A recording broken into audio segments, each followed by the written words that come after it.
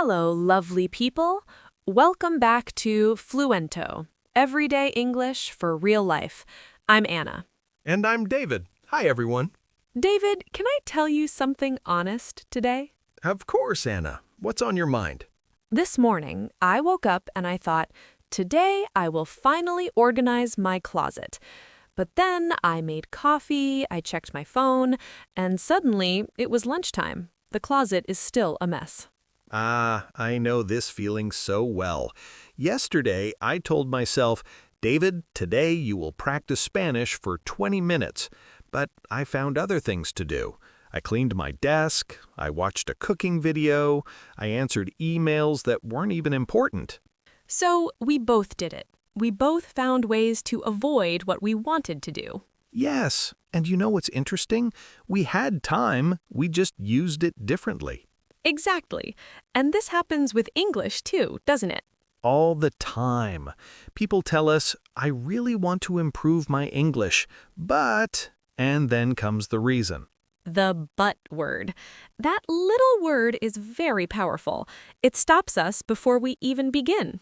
Today, we want to talk about this, not in a loud way, not like those people on TV who shout, "You can do it! Be strong!" No, that's not us. We want to sit with you, like friends having tea, and talk about why we delay things and how we can gently move forward. Yes, because learning English isn't about being perfect. It's about taking small, kind steps towards something you care about. Before we start, we have a tiny request. If you're enjoying this conversation, could you press the subscribe button? It really helps us create more content for you. And if you know someone who keeps saying, "I'll start English next week," maybe share this with them. Sometimes we all need a gentle reminder. Okay, David, let me ask you something.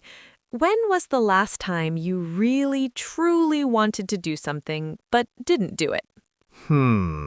Last month, I wanted to call my grandmother. I missed her voice, but I kept thinking, I'll call her this weekend when I have more time. And did you call? Not that weekend.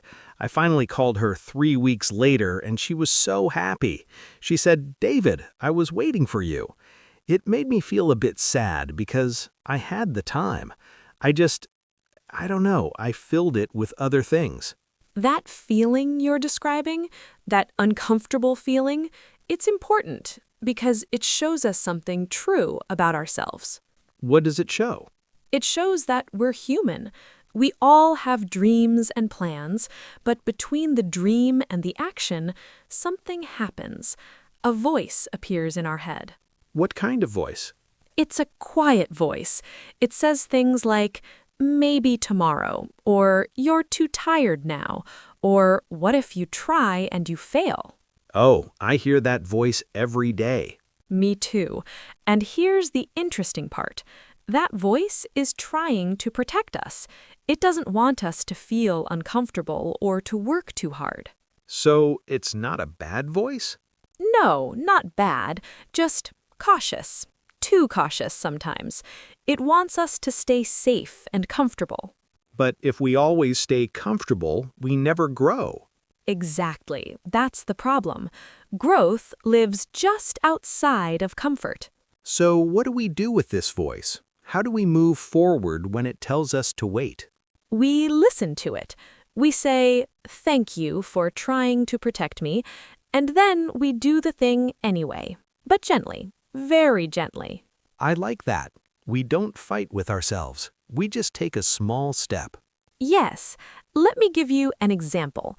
Imagine someone who wants to practice English speaking, but every time they think about it, the voice says, "Your pronunciation is bad. People won't understand you." That's a scary thought. It is.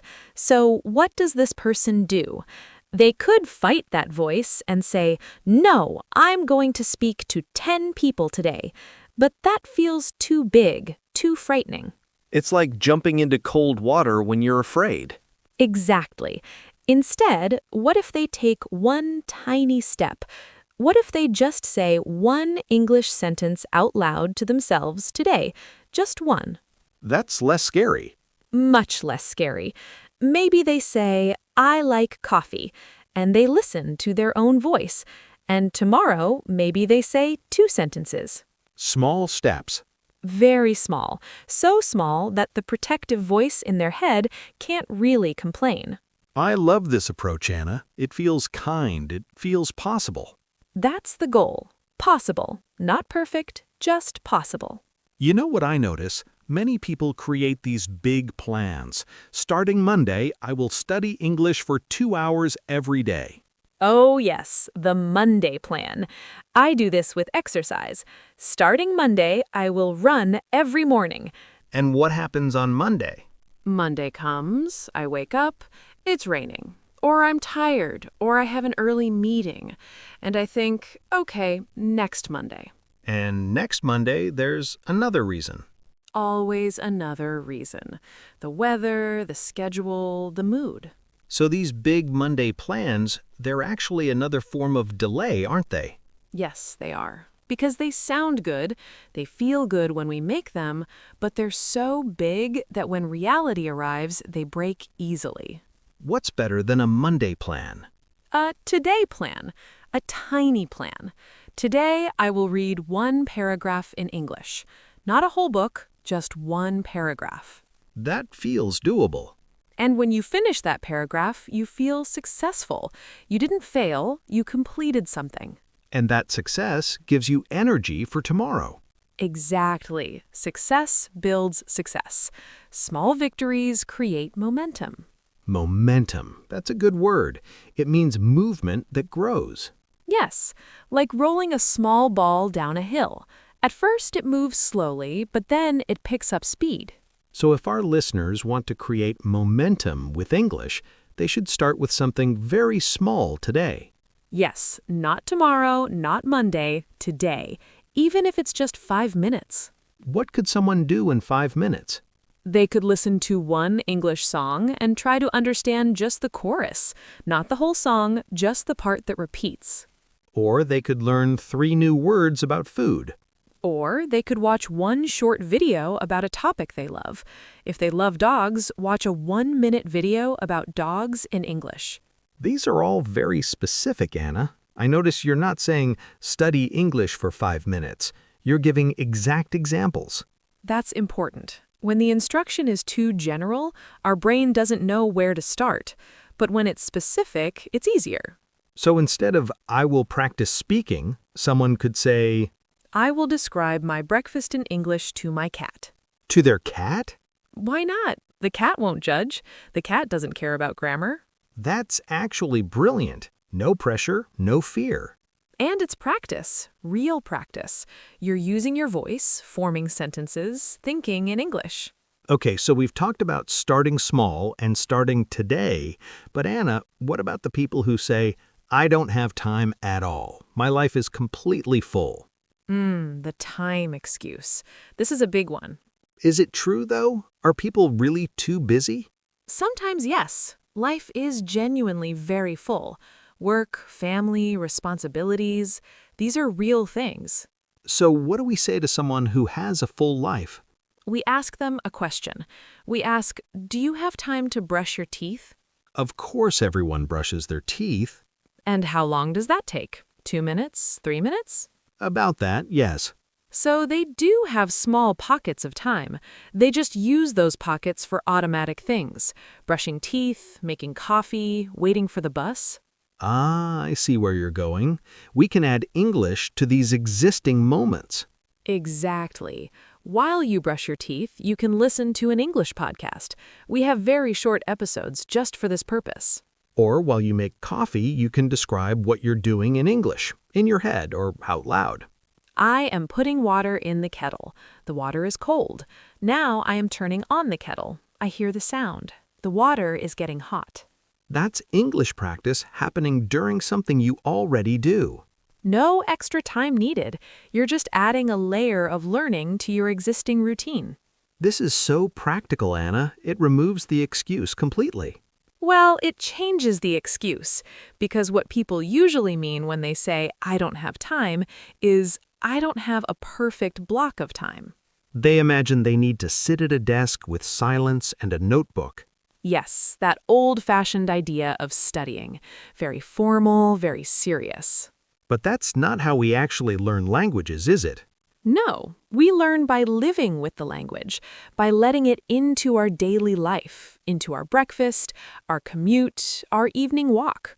So the question isn't, do I have time?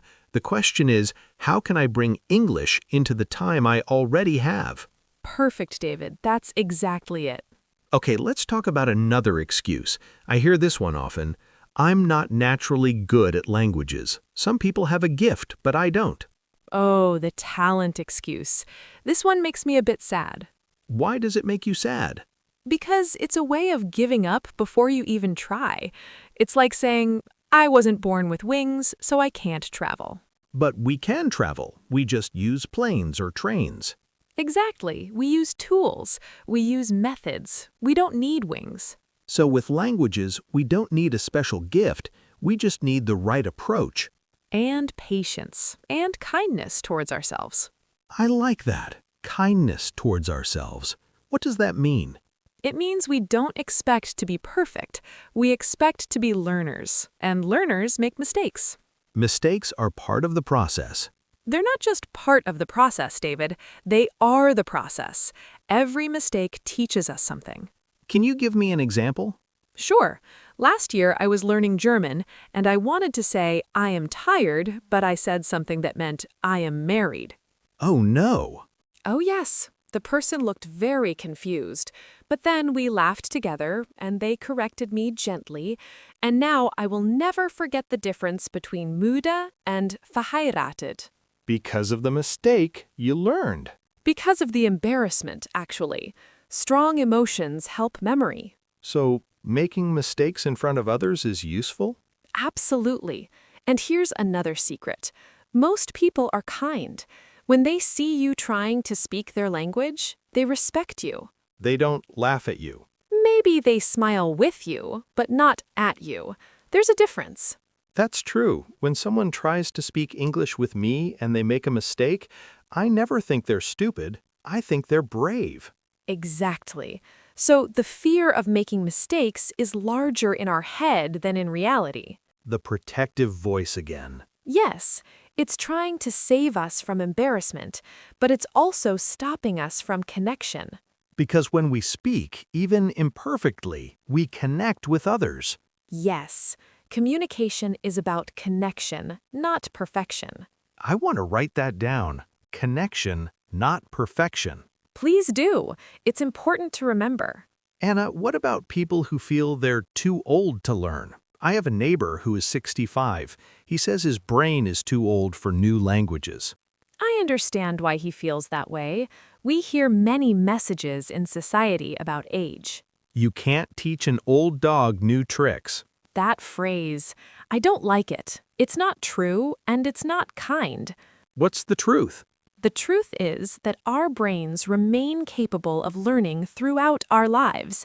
Yes, some things are easier when we're young, like pronunciation, but comprehension, vocabulary, understanding, these can grow at any age. So your neighbor could learn? Of course, he might learn differently than a teenager, maybe more slowly, maybe with different methods, but he can absolutely learn. What would you tell him? I would ask him if he's ever learned anything new in the past few years. Like what? Maybe he learned to use a smartphone, or a new recipe, or how to fix something in his house. Those are all forms of learning. Exactly. So his brain is working fine. It can learn. He just needs to believe it can. Belief is powerful. Very powerful. If you believe you can't, you probably won't try. But if you believe you might, you'll take steps. And those steps lead somewhere. They do. Maybe not to perfection, but to progress. And progress is beautiful at any age. I'm going to tell my neighbor this. Please do. And tell him it's okay to start very, very small. Maybe just learning to say good morning and thank you in English. That's already something. Every word counts. Every single word. We've covered time, talent, fear, and age. Are there other excuses we should talk about? There's one more that I hear often. I don't have money for courses or teachers. Ah, yes, the money excuse. And it's a real concern.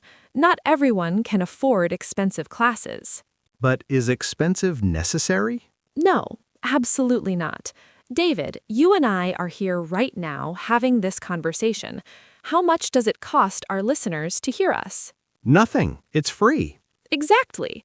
There are thousands of free resources: YouTube videos, podcasts, apps, websites, Libraries have free books.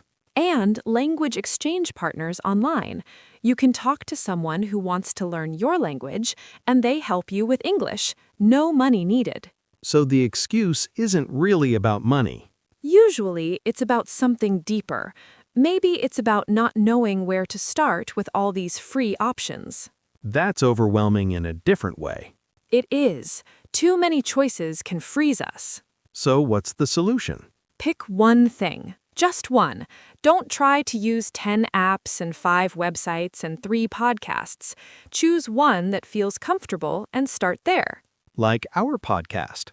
Yes. Yes, you could start with us. Listen to one episode per day. That's free, that's simple, that's a plan. And when that becomes a habit, maybe add something else. Exactly, but one thing at a time. This is all about simplicity, isn't it, Anna? Every piece of advice we're giving today is about making things smaller, simpler, easier. Yes, because the biggest obstacle to learning isn't English itself, it's the way we think about learning. We make it too big. Too big, too serious, too perfect. But it can be small, gentle, and imperfect. And still be progress, real, valuable progress. I have a question for you, Anna. What should someone do today, right now, after listening to us? Good question. I think they should close their eyes for a moment and think of one tiny English action they can do today. One tiny action.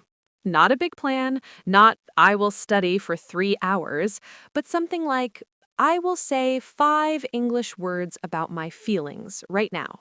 Or I will watch one 3-minute video about my hobby in English. Or I will write 3 sentences in English about what I ate for lunch. These are all very doable. That's the point. We want people to finish listening to us and actually do something, not just feel inspired and then forget. Action creates change, not inspiration alone. Yes, inspiration is the spark, but action is the fire. Beautiful image, Anna. Thank you. And I want to say something to everyone listening. You are enough. Right now, as you are enough to start. You don't need to be smarter or younger or richer or more talented. You just need to be willing to take one small step. And we'll be here with you. Every week we'll have these gentle conversations. This is a journey we're taking together. You're not alone in this. Never alone. So let's make a small agreement. We won't call them excuses anymore. What will we call them? Hesitations. Because hesitation is natural. It's human. We all hesitate before trying something new. I like that. It's gentler. And when you notice yourself hesitating, you can ask, what small step could make this easier? Not why am I so lazy, but what would help me move forward? Exactly. We're changing the conversation we have with ourselves. From judgment to curiosity. Yes, curiosity is kinder than judgment. And more useful. Much more useful. Anna, I think we should do something special today. What do you have in mind? Let's give our listeners a very specific challenge. Not vague, but concrete. I love that idea. Okay, here's the challenge. Today, before you go to sleep, describe your favorite room in your home using 10 English words. Just 10 words, not sentences, just words. Like sofa, blue, comfortable, window, plants, warm, books, quiet, peaceful, mine. Those 10 words tell a story. They do, and speaking them or writing them is practice. And it only takes 2 minutes. 2 minutes for your English, 2 minutes to keep your promise to yourself. I'm going to do this too. Me too. We can all do it together. Community is important. So important. When you do this challenge, you can come to the comments and share. Write, "I did it," or share your 10 words if you want. And we'll celebrate with you. Yes, every small action deserves celebration. Because small actions are how big changes happen. One word at a time, one day at a time. We're reaching the end of our time together today. Anna, what do you want people to remember most? I want them to remember that they have permission to start small. They don't need to impress anyone. And I want them to remember that today is possible, not someday, today. The best moment to begin is now. Not perfect now, just now. Even if now is messy or busy or imperfect. Especially then, because life is always messy and busy and imperfect. If we wait for the perfect moment, we wait forever. Forever is too long. Much too long. So, dear friends, thank you for spending this time with us today. It means so much to us that you're here. If this conversation helped you, please share it with someone who might need to hear it. And subscribe to Fluento so we can continue these conversations together. Leave a comment and tell us what's one tiny thing you'll do today for your English. We really want to know. We read every comment. Every single one. Until next time, be gentle with yourself. And remember, you're not just learning English, you're building a new version of yourself. One small, brave step at a time. Take care, everyone. See you very soon. Bye for now. Goodbye, friends.